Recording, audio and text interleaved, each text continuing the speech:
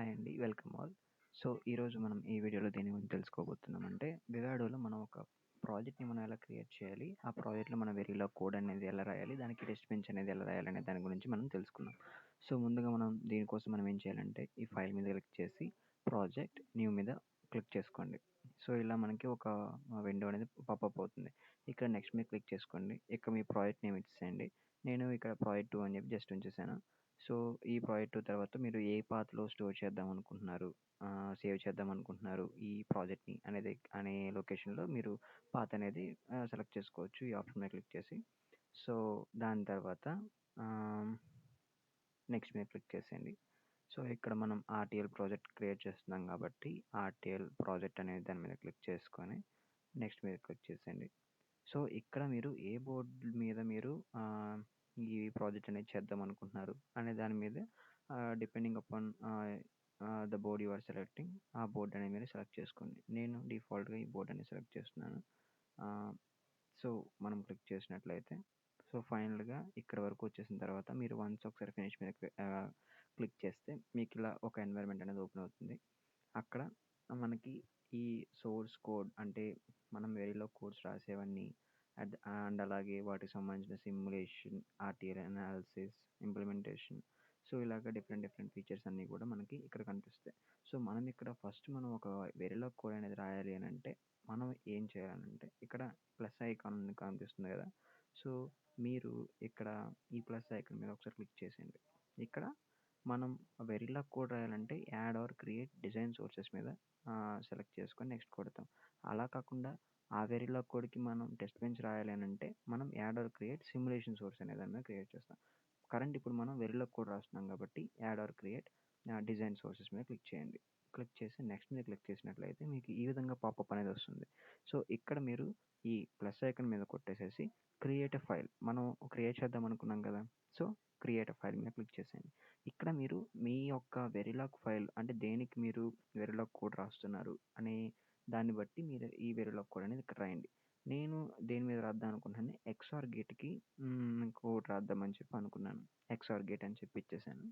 So, XOR gate అని చెప్పి ఇచ్చేసేసి ఇక్కడ ఓకే మీద క్లిక్ చేసేయండి. ఇంక ఇక్కడ ఈ డిఫాల్ట్ ఆప్షన్స్ అవన్నీ అలాగే ఉంచేసేసి ఫినిష్ ఆప్షన్ మీద క్లిక్ చేసినట్లయితే మీకు ఈ విధంగా ఒక పాపప్ రావచ్చు డిఫైన్ మాడ్యూల్ అని చెప్పి. సో, ఈ పాపప్ మీద జస్ట్ మాడ్యూల్ నేమ్ ఏం చేంజ్ చేసి ఇట్ ఈస్ ఆప్షనల్ చేంజ్ చేసి చేసుకోండి లేదంటే లేదు. ఇంకా జస్ట్ ఇక్కడ ఓకే అని క్లిక్ చేసి ఇక్కడ ఎస్ మీద క్లిక్ చేసేయండి. అప్పుడు మీకు మీరు ఏదైతే నేమ్ ఇచ్చారో ఆ నేమ్‌కి సంబంధించింది ఇక్కడ డిజైన్ సోర్సెస్‌లో ఒక వెరిలాగ్ ఫైల్ అనేది క్రియేట్ అవుతుంది. సో, దీని మీద డబుల్ ట్యాప్ చేస్తే మనకి ఈ విధంగా విండో అనేది ఓపెన్ అవుతుంది. సో, విండో కనిపిస్తుంది కదా! ఈ విధంగా విండో అనేది ఓపెన్ అవుతుందనమాట. ఇక్కడ మనం మన యొక్క వెరిలాగ్ కోడ్ అనేది మనం రాయాలి. సో, నేను ఆల్రెడీ నా దగ్గర వెరిలాగ్ కోడ్స్ అనేవి ఉంచాను. సో, ఆ వెరిలాగ్ కోడ్ అనేది నేను ఇక్కడ పేస్ట్ చేస్తున్నాను.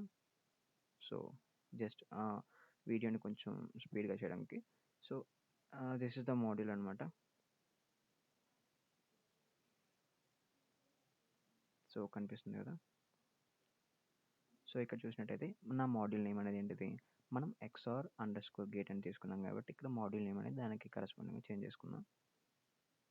XOR_గేట్.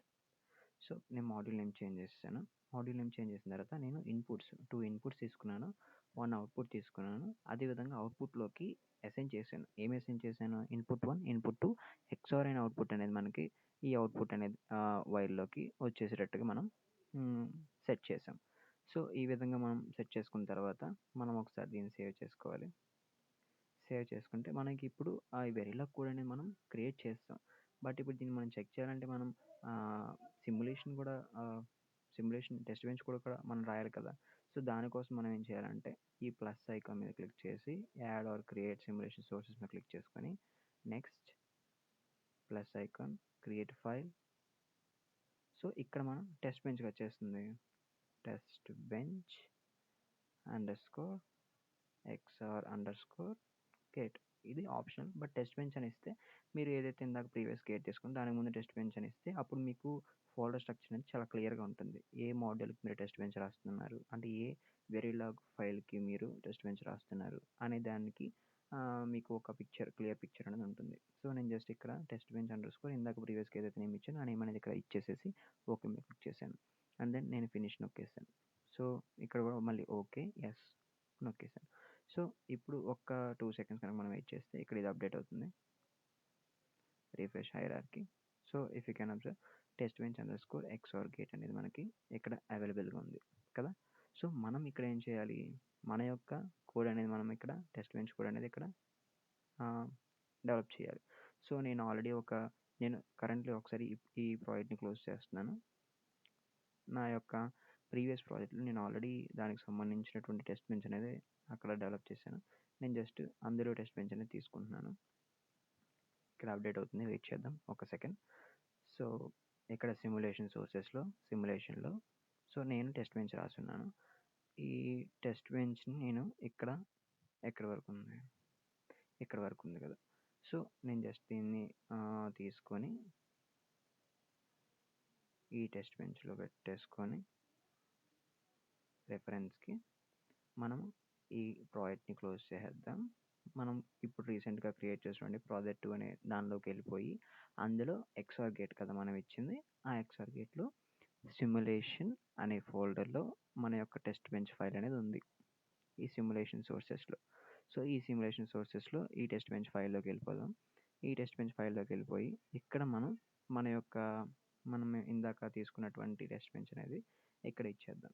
సో దీన్ని ఒకసారి మీరు చెక్ చేయండి. ఇందాక మాడ్యూల్ది వెట్లా కూడా అర్థమైంది కదా.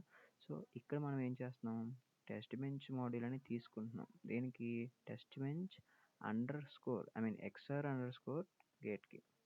సో మనం అది ఇక్కడ చెప్పాలి.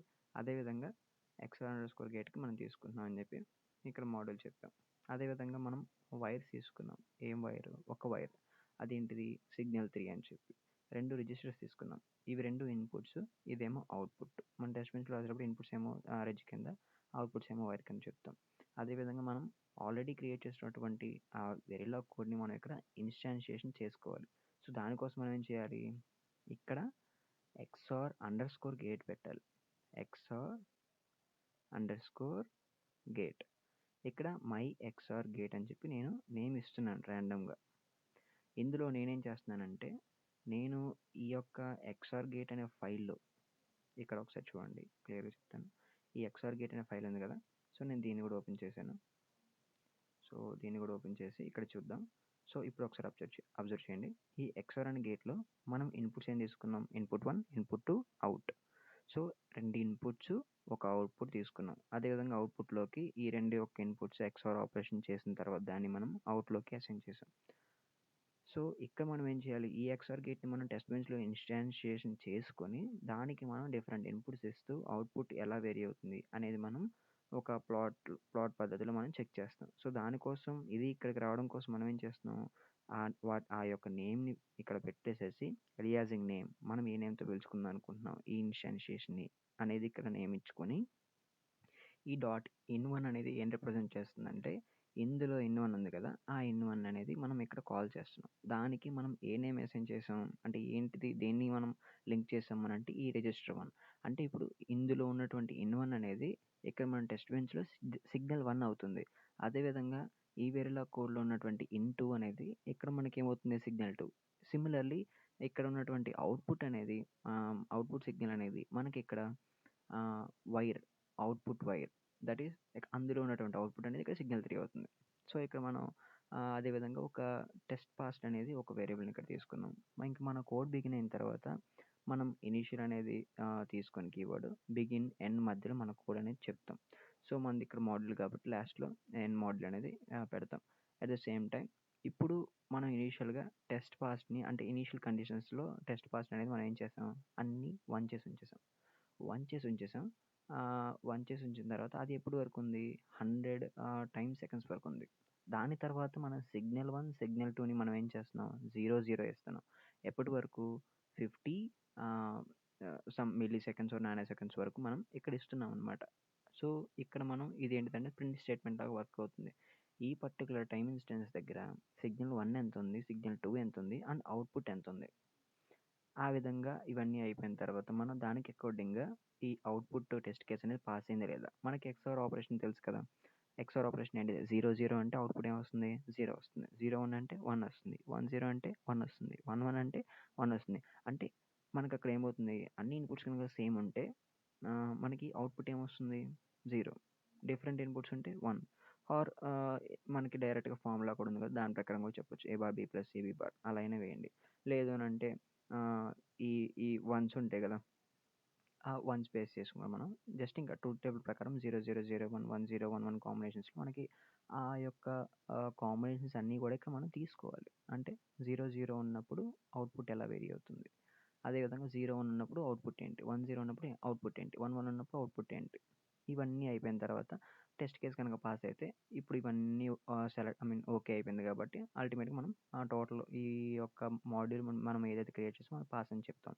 లేదనంటే దాన్ని మనం ఫెయిల్ చేసేస్తాం.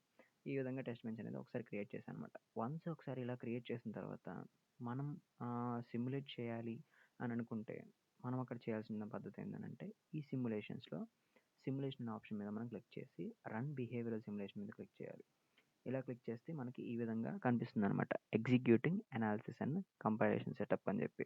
ఇక్కడ మనం కొద్దిసేపు కనుక వెయిట్ చేస్తే మనం రాసినటువంటి ఈ యొక్క కోడ్‌కి సంబంధించినటువంటి సిమ్యులేషన్స్ అన్నీ కూడా మనకి ఇక్కడ రిజల్ట్స్ లాగా చూపిస్తదనమాట. సో, మనం ఒక 2 సెకండ్స్ వెయిట్ చేద్దాం. సిమ్యులేషన్ సెటప్ అయ్యే వరకు. Executing elaborate setup.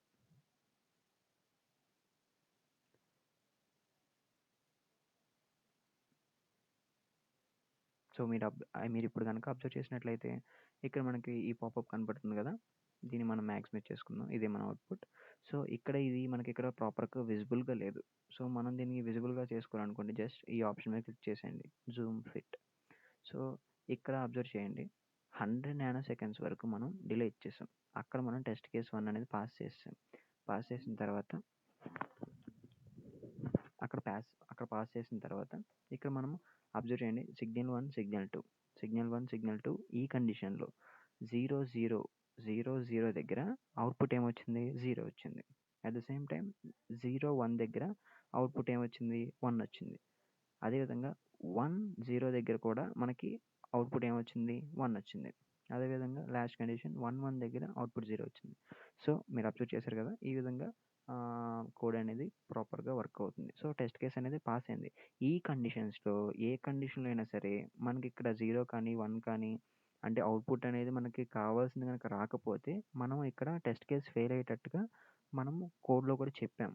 So, for suppose మనం ఇక్కడ ఇచ్చినటువంటి దీనిలో ఎక్కడన్నా ఏదన్నా బెట్టి గనక సపోజ్ ఇక్కడ 0, 0 దగ్గర మనకి అవుట్‌పుట్ ఏం రావాలి? ఇఫ్ సిగ్నల్ 0 రావాలి. సో, ఒకవేళ సిగ్నల్ గనక 0 కాకుండా ఉంటే మనం దాన్నేం చేస్తున్నాం? టెస్ట్ కేస్ పాస్డ్ అనే దాన్ని 0 చేస్తున్నాం. 0 చేస్తున్నాం అంటే అప్పుడు మనకి అక్కడ విజిబుల్‌గా ఉంటది. ఓకే. పలానా టెస్ట్ కేస్ అనేది ఫెయిల్ అయింది. సో, ఈ విధంగా ఈ ఎక్సార్ గేట్ ఆపరేషన్ అనేది వర్క్ అవుతుందనమాట. So, this is the basic project demo అండి. సో, నేను ఇంకా ఫర్దర్ వీడియోస్ చాలా అనేది వీటి మీద చేస్తాను. ఆహ్, ఛానల్‌ని సబ్స్క్రైబ్ చేసుకోండి, లైక్ చేయండి అండ్ కామెంట్ చేయండి మీకేమైనా డౌట్స్ ఉంటే. దట్స్ ఆల్ అండి. Thank you.